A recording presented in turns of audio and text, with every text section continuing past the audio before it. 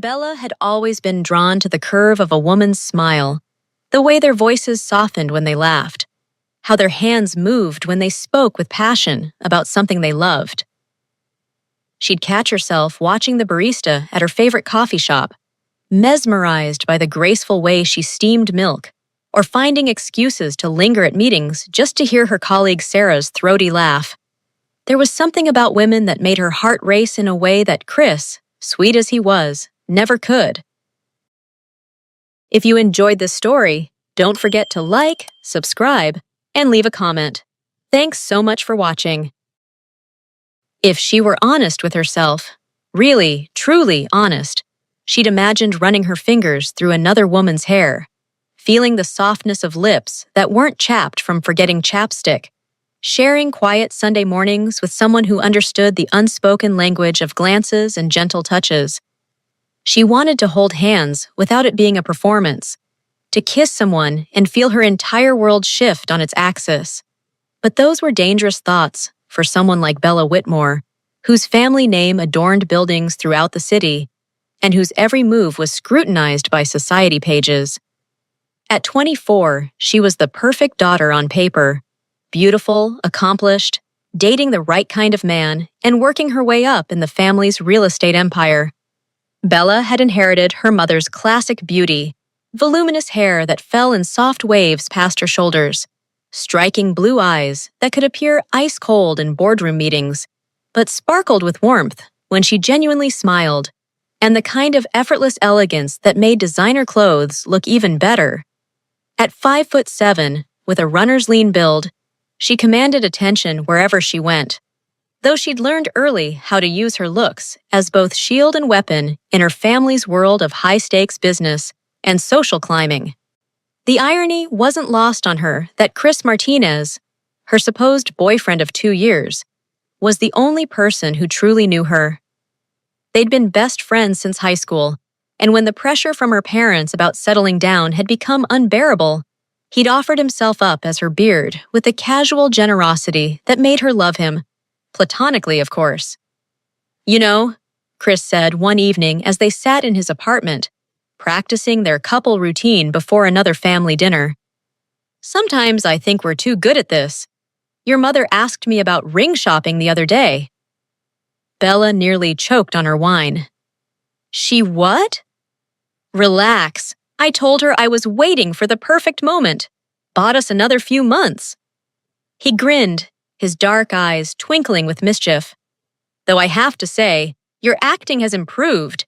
You almost convinced me you were attracted to me at last week's charity gala." "That's called method acting," Bella shot back, throwing a pillow at him. "I pretended you were Charlize Theron." Chris caught the pillow and laughed. "I'm flattered by the comparison, but we both know you're more of a brunette type." He wasn't wrong. Bella had a weakness for dark hair and eyes that seemed to hold secrets.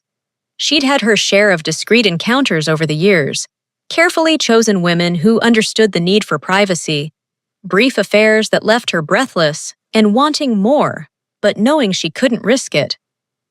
The annual summer party at the Meridian penthouse was supposed to be just another obligation. Marcus Webb, one of her colleagues at Whitmore Properties, had invited half the city's young professionals to his rooftop paradise. The June heat had everyone gravitating toward the infinity pool and hot tub that overlooked the glittering skyline. Bella stood at the edge of the terrace, nursing a gin and tonic and wishing she were anywhere else. Chris was mingling by the bar, playing his role perfectly, as always, giving her the space she needed to breathe. "Not a fan of crowds?" The voice was warm honey over gravel, and when Bella turned, she felt her breath catch. The woman beside her was stunning in an effortless way, dark hair pulled into a messy bun, olive skin that seemed to glow in the evening light, wearing a simple black dress that somehow looked more elegant than anything else at the party. "Not particularly," Bella admitted, surprised by her own honesty. "I'm Bella." "Florence." The woman extended her hand, and when their fingers touched, Bella felt a familiar electric spark. I work with Marcus at the architectural firm. I've heard your name around the office. You're the Whitmore heir, right? Bella tensed automatically, but Florence's tone held no judgment, just curiosity. Among other things, Bella said carefully. Florence smiled, and it was like watching sunrise.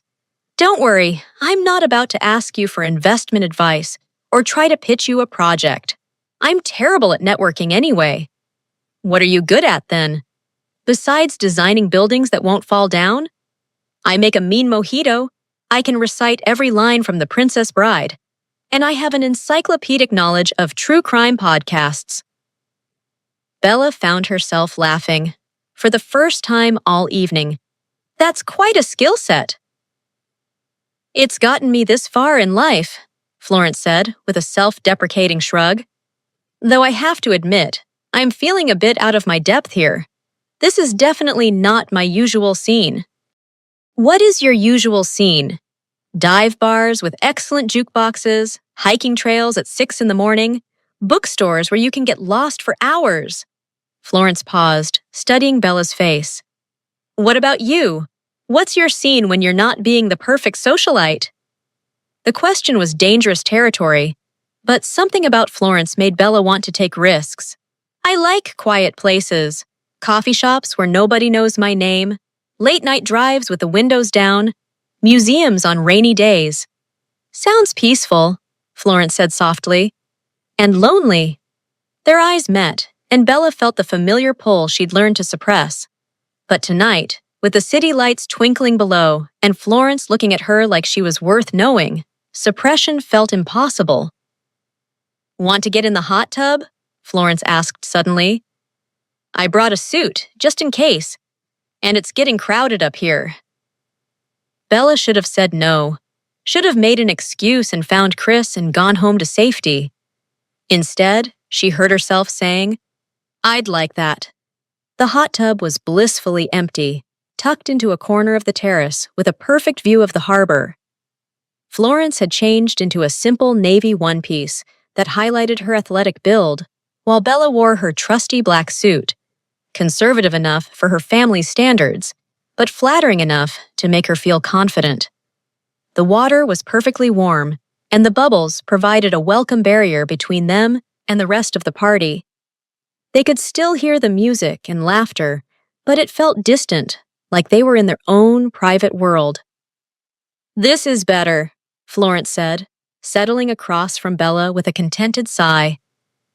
I was starting to feel like I was suffocating in there. I know the feeling, Bella murmured, sinking deeper into the water. The heat was making her feel loose, relaxed in a way she rarely allowed herself in public. They talked easily about travel, books, the peculiarities of their respective families. Florence was from Oregon originally, had moved to the city for work, and fallen in love with its contradictions. She was funny and smart and refreshingly direct, and Bella found herself forgetting all the reasons she should be careful. Can I ask you something?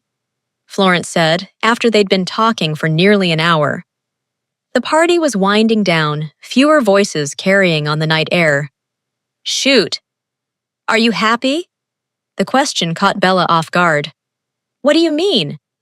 I mean, you seem, I don't know, like you're performing all the time, like you're playing a role. Florence moved closer, close enough that Bella could see the flecks of gold in her dark eyes. Even now, you're holding back. Bella's heart hammered against her ribs. You don't know me well enough to say that. Maybe not, Florence admitted. But I know what it looks like when someone is hiding parts of themselves. I've done it too. What were you hiding?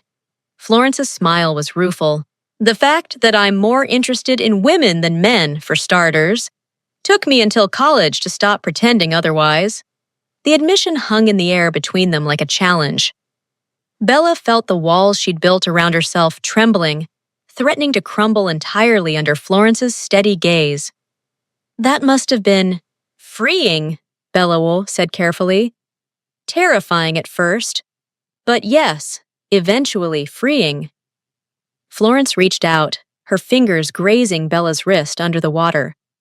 What about you, Bella? What are you hiding? The touch sent shockwaves up Bella's arm. She should pull away, should make some excuse about getting back to Chris, should remember all the reasons why this was impossible. Instead, she found herself leaning closer. I'm hiding that I wish I were brave enough to be myself, she whispered. Florence's smile was gentle, understanding. What would your self look like? Someone who doesn't care what other people think. Someone who kisses who she wants to kiss. And who do you want to kiss? The question was barely a breath between them. Bella could feel Florence's warmth, could smell her perfume mixing with the chlorine. Her entire body felt electric, alive in a way she'd forgotten was possible. You, Bella admitted, the word falling from her lips like a prayer. Florence moved closer, her hand coming up to cup Bella's face. Then kiss me. When their lips met, it was like coming home and falling off a cliff all at once. Florence's mouth was soft and warm, and tasted like the strawberry daiquiri she'd been drinking.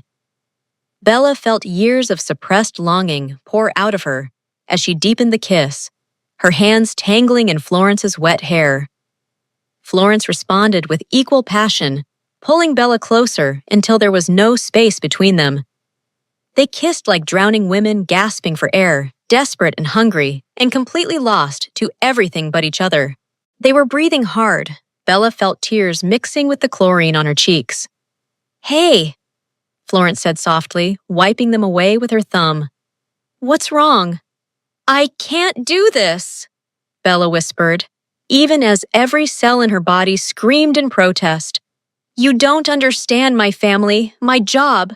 I understand more than you think, Florence said firmly. But right now, in this moment, can't we just be ourselves? Before Bella could answer, they heard footsteps on the terrace. She jerked away from Florence instinctively, but not before catching sight of Jessica Chang from the marketing department, her eyes wide with surprise and undisguised interest. Oh, Jessica said, her voice carrying clearly across the water. I didn't realize anyone was still out here. I was just looking for my purse. Of course, Bella managed, her voice sounding strangled to her own ears. We were just cooling off. Jessica's smile was sharp as a blade. It looked like you were warming up to me. The next few days passed in a blur of anxiety and regret.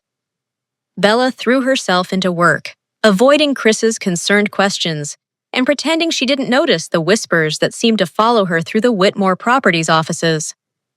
Jessica, it turned out, was as fond of gossip as she was of designer handbags. By Thursday, the rumors had apparently reached critical mass. Bella's assistant knocked on her office door with an apologetic expression. Your mother called, she said carefully. She'd like you to come to dinner tonight. She said it was important. Bella's stomach dropped. Did she say anything else? Just that your father would be there too, and that you should come alone. The Whitmore family mansion in Pacific Heights had always felt more like a museum than a home. But tonight it felt particularly cold and unwelcoming. Bella found her parents in the formal dining room, their faces grave. Sit down, Isabella, her father said without preamble. Richard Whitmore was a man who'd built an empire through careful calculation and an absolute intolerance for scandal. There are rumors circulating about you, her mother added, her perfectly manicured hands folded tightly in her lap. Eleanor Whitmore was a study in controlled elegance, but Bella could see the tension in her shoulders. Disturbing rumors. Bella felt the familiar urge to deflect, to lie, to do whatever it took to smooth things over. But Florence's words echoed in her mind. What would yourself look like? What kind of rumors? She asked instead. Don't play games with us, her father snapped. You were seen at that party, behaving inappropriately with another woman.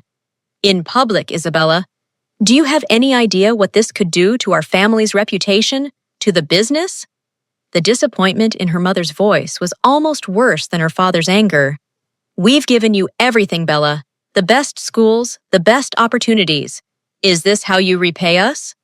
Bella took a deep breath, feeling something shift inside her chest. The rumors are true. The silence that followed was deafening. "I'm gay," she continued, her voice growing stronger with each word. "I've known since I was 16, and I've been hiding it because I was afraid of exactly this reaction." Her mother's face had gone pale. "That's impossible! You're dating Chris! You've been together for 2 years!" "Chris is my best friend. He's been covering for me because he loves me enough to help me live a lie." Bella stood up, surprising herself with her steadiness. "But I'm tired of lying. I'm tired of pretending to be someone I'm not, just to make you comfortable." "This is unacceptable," her father said coldly. "I won't have this kind of behavior associated with our family name. You'll end whatever phase this is, and you'll marry Chris as planned." "It's not a phase, Dad. It's who I am." "Then you're no daughter of mine." The words hit like a physical blow, but Bella forced herself to remain standing.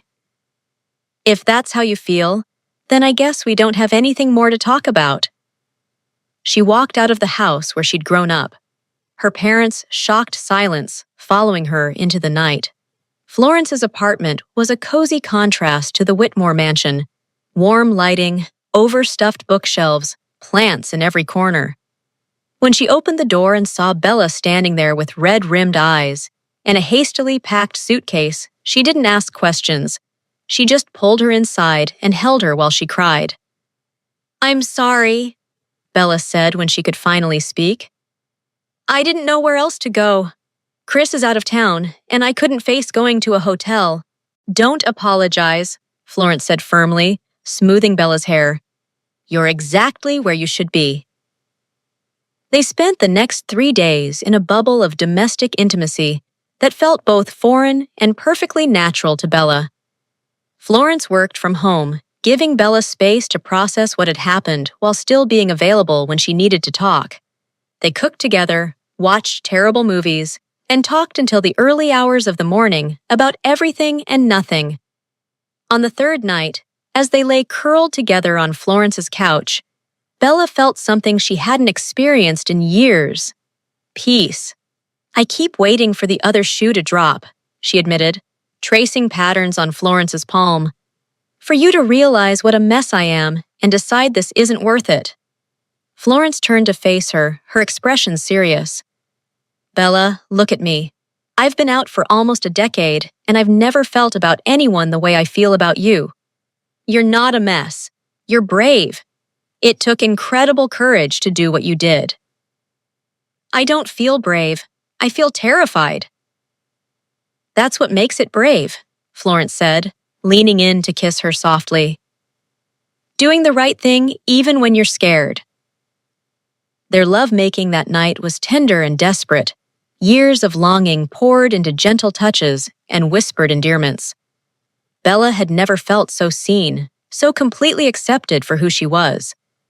In Florence's arms, she finally understood what it meant to be home. The spell was broken on the 4th morning by insistent knocking on Florence's door. Bella, wearing one of Florence's oversized sweaters, peered through the peephole and felt her heart stop. "It's Chris," she said, turning to Florence with panic in her eyes. "And my parents." Florence squeezed her hand. "It's going to be okay. Whatever happens, we'll face it together." When Bella opened the door, her mother immediately pulled her into a fierce embrace, tears streaming down her usually composed face. "Oh, sweetheart," Eleanor whispered. "I'm so sorry. We're so sorry." Richard Whitmore looked older than Bella had ever seen him, his usual commanding presence diminished by obvious regret. "We were wrong, Isabella. Completely wrong." Chris, standing slightly behind them, gave Bella an encouraging smile. "Turns out your parents love you more than they care about what the country club thinks. We've had 3 days to think about what matters most," her mother said, pulling back to look at Bella's face. "And what matters most is you. Our daughter. Exactly as you are. We don't care who you love," her father added gruffly. We just want you to be happy. Florence appeared at Bella's side, slipping her hand into hers with quiet confidence. Mr. and Mrs. Whitmore, I'm Florence. I'm very much in love with your daughter. Eleanor studied Florence for a moment, then smiled, the first genuine smile Bella had seen from her in years. It's lovely to meet you, Florence. I can see why Bella cares about you. Does this mean I'm officially fired as your fake boyfriend? Chris asked with a grin.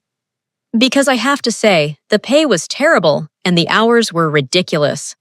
Bella laughed through her tears, feeling the last of her walls crumble. Consider yourself free to find someone who actually appreciates your charms. Finally, Chris said dramatically, I was starting to develop a complex. 6 months later, Bella stood on Florence's, their, apartment balcony, watching the sunset paint the city in shades of gold. The morning's gossip columns had featured photos from the Whitmore Foundation's annual gala, where Bella and Florence had made their official debut as a couple. The headlines were predictably dramatic, but Bella found she didn't care. Florence wrapped her arms around Bella from behind, pressing a kiss to her temple. Any regrets? Bella leaned back into her warmth, marveling at how perfectly they fit together. Only that it took me so long to be brave enough for this. We had to be ready, Florence said simply. Both of us. And now? Now we have all the time in the world. As the last light faded from the sky, Bella felt something she'd never experienced before, the absolute certainty that she was exactly where, and with whom, she belonged. The girl who had spent years hiding in the shadows had finally stepped into the light, and it was more beautiful than she'd ever dared to imagine.